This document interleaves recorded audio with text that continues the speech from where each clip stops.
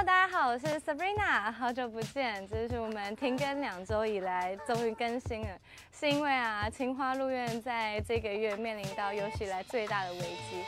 我们在2周前的台风呢，把我们温室的屋顶全部都吹掉了，然后这是我们完全没有料想到会这么严重。然后吹掉之后呢，又遇上了连日的大雨，所以我觉得整个温室就像是一个大浩劫一样。因为我们之前有讲过，鹿角蕨最怕就是每天湿哒哒，那他们没有屋顶，然后加上每天大雨的摧残其实这次让我们植株也受损蛮严重的。然后最辛苦的是呢，加上我们连2周的周末刚好都要出大展，所以就是这2周就真的没有时间拍片了。给大家看一下我们在台风天的惨况，以下画面，噔噔。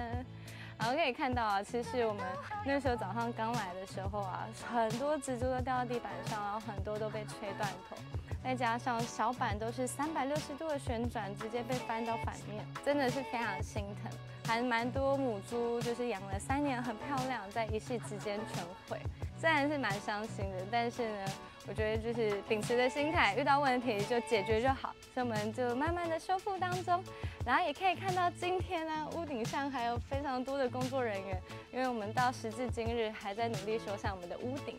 那今天的主题呢，就是我们的近况更新，还有一个就是鹿角蕨快问快答，让大家最快速了解鹿角蕨的所有的奥秘。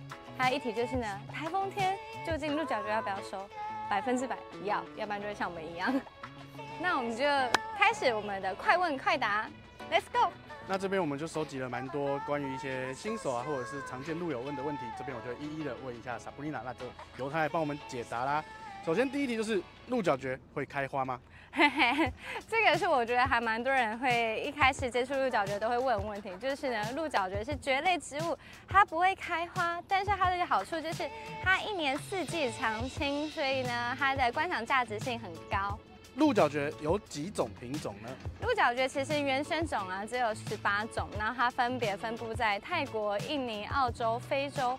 那台湾不是原产地，但是很好玩，就是从原本的18种不断的混播交种，可以到现在拥有上千种品种。鹿角蕨的寿命有多长呢？我觉得鹿角蕨很好玩，就是呢，很常听过它被淹死养死，但好像没有听过老死这件事情。因为像是这里园区最老的女王也10年，看起来也还是依旧很活力满满、很健壮。然后后面这种鹿球板也是7年以上了，所以呢，鹿角蕨其实它的寿命非常的长，毕竟蕨类植物是一种很古老的植物，所以鹿角蕨的寿命到底有多长呢？这个我们也不得而知。想问一下，什么是营养液，什么是孢子液？那它们对于鹿角蕨的功能又分别为何？好，那我们来看到营养液是这个部分，也是我们大家俗称的脸。那这个脸呢，如果往上长，开始有冠了，这个地方我们会称之为冠。那营养液就如同它的名字一样，是提供鹿角蕨营养的地方来源。让它这个冠在野外环境的时候呢，可以帮它接收雨水、落叶、动物的尸体，提供鹿角蕨所需要的养分。也是比较好玩一点它这就是帮它保水重要的地方。可以看到鹿角蕨就算是营养液褐化之后呢，也不会掉落，这也是我觉得它最特别的地方。那它褐化之后，我们就等到它新的一层脸长上来，这样就好了。接下来呢，孢子叶就是这边，就是我们大家说的手，因为很多品种它的孢子叶长出来都很像人的小魔爪。那孢子叶部分也是收藏家在评断鹿角蕨价值性评估的地方，因为有很多的分叉很细致或微卷微翘，各式各样的形态都有。那再来就是成熟之后呢，它的末端尾巴呢会有孢子粉，就是咖啡色的背部，那也是它们最重要的繁殖的地方。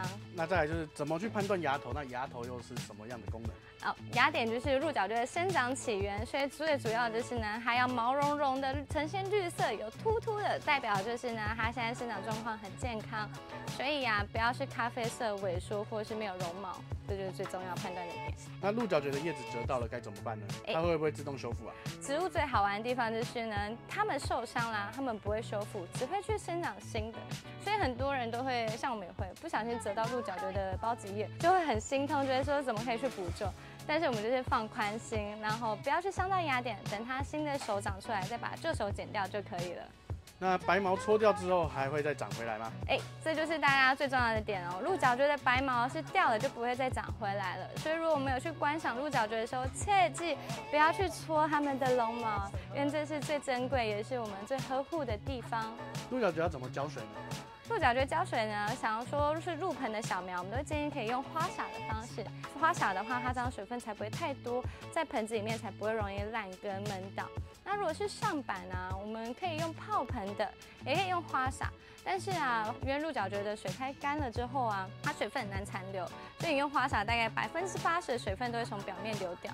所以你就是要来回有耐心的，是3分钟到5分钟以上。通常入手第一颗鹿角蕨的话，会推荐什么样的品种呢？如果入手第一颗，我觉得最经济实惠的话，就是我们的原生种爪哇，也是园区最多的。因为爪哇它就是养殖最没有难度，然后随便养，其实我觉得它该有的冠跟手的表现都会蛮漂亮的。但前提就是呢，它比较中型一点点。那除了爪哇呢，还有白普啊、银鹭或者是柠檬，这几品都是非常适合新手，然后耐热程度高的品种。好，那如果是像现在很流行侏儒类型的品种嘛，如果是新手想要接触第一款侏儒的话，通常Sabrina会推荐哪一瓶呢？100%推荐玉女，因为它就是侏儒里面最好养的。那假如说像细菌啊、侏儒银叶亚猴，就建议大家说可以到中后段再慢慢入手。目前园区里面有几种品种呢？目前园区啊，大概有超过上百种，但是我们也没精算，所以也数不出来。但超过100是肯定有的。好，那Sabrina最喜欢的品种是什么呢？我最喜欢的品种，这题就有点难了，因为我每个月都在变，因为每个月都会有，这一颗看起来特别漂亮。那其实现在呢，我最喜欢的是我们家的白色天堂，那它也是爪哇系别出来的，但是它特别的白皙，特别的柔美。好，有最喜欢的，当然也要有最没兴趣啦。你最没兴趣的品种是哪一颗？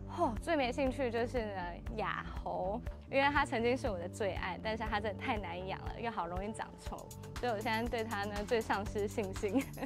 那想问一下，一般家庭也可以种植这种鹿角蕨吗？一般家庭其实有阳台就没问题。那要养殖室内啊，切记最重要的一点就是鹿角蕨跟观叶植物不一样。它在室内啊，弱光是没办法存活的，所以室内一定要加装植物灯，把家里的灯改成植物灯，也不会破坏家里的氛围。因为以前大家印象中都是那种红蓝光，有点像情色场所嘛，但不会，现在出了很多种，所以大家只要把光谱啊改成鹿角蕨所需要的光谱，它们在室内环境就可以长得很漂亮。园区中比较推荐的白皙品种有哪一些呢？我觉得白皙品种好养的就是白普、马塔塔，然后柠檬其实也绒毛感蛮重的，就是适合新手。那如果是中高阶的话，有珍珠皇后、白色天堂、白玫瑰，其实基本上有白字的啊，都还蛮漂亮的。那想问一下，也是蛮多路友很好奇的问题，就是侧芽跟孢子苗有什么不一样呢？侧芽的话，就是呢妈妈身上旁边长出来的，所以它是有一条根，基因98%会跟妈妈一样。那孢子苗的话呢，就是我们用它叶背的孢子啊去做繁殖，然后有混播，所以孢子苗就是有比较多的基因的变化性。来看大家喜欢哪一种，我觉得两种都是截然不同的感觉。那常常会提到 TC， 究竟 TC 到底是什么呢？TC 就是主培，主培就是截取这个母本的组织，然后下去实验室做大量的繁殖，所以它基本上就会像复制人一样。那像我们清华鹿苑的话，我们主要没有在贩售主培，虽然它价格比较经济实惠，但是我们主要都是有孢子苗跟正侧芽为主。那鹿角蕨比较怕热还是怕冷呢？其实我觉得台湾最幸运的就是呢，因为我们台湾不会到0度以下，所以基本上我们只要度过夏天最热的3个月，其他从秋天到春天都是它最美的生长季节。像淡水这边最冷的时候也常常到5度，然后尤其是下雨，所以体感温度更低。只是在冬天很冷的时候，生长会比较缓慢，然后偶尔会有畸形叶，但是都会相对比夏天来得漂亮。请问，如果想要购买第一颗鹿角蕨的话，要去哪里买呢？这一题的话，就是我们的导演自肥。好了，那就当然是来清华鹿苑购买，有没有？对啊，我们这里都有工作人员，然后我也都会在现场，所以呢都可以帮你做详细的介绍。有些路友常常会问说，为什么我的叶子很容易就黄掉，或者是说我的耗叶速度特别快？叶子黄啊，其实有一点就是，如果你的温度比较高，它还有一点就是呢，假如说你的光照不够，都会让它的叶子从原本的厚白的状况反回变很薄，变得青绿色的状态。所以这就是我们要去调整这个环境。很多热心的路友也想问一下，说我们园区的餐厅什么时候会盖好呢？来看一下，是不是跟前几支影片的进度又完全不一样？从开工第一天呢，就开始每天下大雨，但也非常感谢这些辛苦的师傅们，让我们进度呢有维持在轨道上，所以现在的整体建构啊都快完成了，然后就剩下内装建造通过，所以明年春夏大家等我们。那园区里面除了鹿角蕨，还有其他什么样的植物呢？其实园区的话，除了鹿角蕨最漂亮的花季啊，有7月到9月的紫薇花大道，还有11月的山茶花。然后接下来的话，在餐厅前面的花园，主要都是走一个日式庭园的感觉。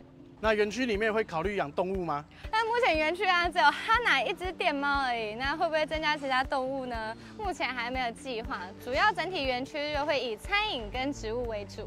那上次有看到跟翠秋的路友访谈特辑啊，请问之后还会有其他的来宾吗？会，之后我们会再请其他不同领域专业的来宾们来做一个详解跟分享。上次有看过，去年有类似交流会那样的主题，我们非常的喜欢。请问后面还会有机会办这样的活动吗？会，每年的话呢，清华路院都会准备尾牙，然后还有聚会活动，所以在年末或是过年的话，也会再看到一集特辑。再加上呢，我们明年啊，等园区开幕啊，我自己最想做的活动就是3栏下的绿荫，会在清华路院这边做一个不一样的植友交流会。很好奇，清华路院园区里面有那么多员工，每个月的支出是不是非常的可观呢？因为园区啊，每个都是呢非常多的专业在手的，所以呢都是非常高的支出，因为大家都是高级劳工。会考虑办展吗？办展嘛，其实这点不会，因为目前就以台湾鹿角蕨植物的主办方啊，我觉得他们都已经办得非常非常好，所以已经是天花板，很难再超越了。我们还是当小小的厂商去出展。那请问还会到中南部去出展吗？会，我们其实就是1年1度的草质感都一定会下去南部。那因为鹿角蕨它是一个比较难运送的植物，所以我们没办法太频繁的出北部。怎样才可以把鹿角蕨养得跟清华路院一样漂亮呢？其实我觉得只要用心，然后打造他们所需要的环境啊，鹿角蕨很快就会反映给你。那其实，在园区开幕以前啊，目前我们的人员都补足，因为今年我补了2位的好伙伴，谢谢你们2位。但是呢，在园区开幕之后，我们会开始大量的征才，所以欢迎各位对植物有兴趣或对餐饮有兴趣的，都可以来找我们。那想问一下，就是最后一个问题啦。萨布丽娜对于清华路院后续明年的期许啊，可以跟大家讲一下吗？其实我觉得清华路院在创办以来，给我最大的感动，其实是所有支持我们的路友。每次出展啊，或者是来到园区，都会给我们很多的回馈跟美言，然后就觉得，听了这些话，都是在面对那么多困难，支撑我们下去的动力。所以我们会秉持这个初心呢，未来一定会做得更好，然后会把大家所需要的问题都细心的解决。OK， 感谢萨布丽娜真诚发言，那我们今天的影片也差不多就到这边了，我们就让萨布丽娜来个结尾吧。然后温室的屋顶啊，经过半个月终于修缮完毕了，所以参观目前都已经恢复正常参观了，所以要来的话都可以提前问我们，礼拜6的10点到5点都可以直接过来。接下来的每周啊，我们一定都会定期更新，所以大家都可以期待一下。那我们下一期再见，拜拜。